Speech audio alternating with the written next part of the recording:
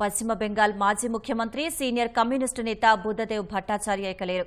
కొంతకాలంగా అనారోగ్యంతో బాధపడుతున్న ఆయన కోల్కతాలోని తన నివాసంలో కన్నుమూశారు. బుద్ధదేవ్ భట్టాచార్య వయసు 80 ఏళ్లు. ఆయనకు భార్య, కుమారుడు ఉన్నారు.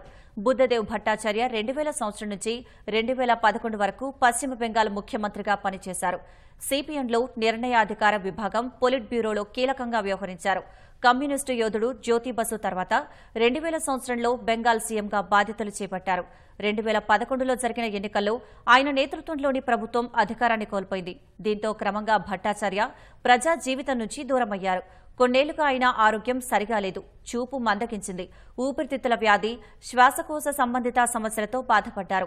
బుద్ధదేవ్ భట్టాచార్య పూర్తి స్థాయిలో రాజకీయాల్లోకి అడుగుపెట్టే ముందు ఉపాధ్యాయుడిగా పనిచేశారు.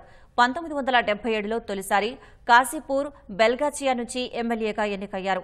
అంచెలంచెలుగా తన వృత్తి జీవితంలో ఎదిగిన బుద్ధదేవ్ జ్యోతి బసు ప్రభుత్వంలో ఉప ముఖ్యమంత్రిగా కూడా పనిచేశారు.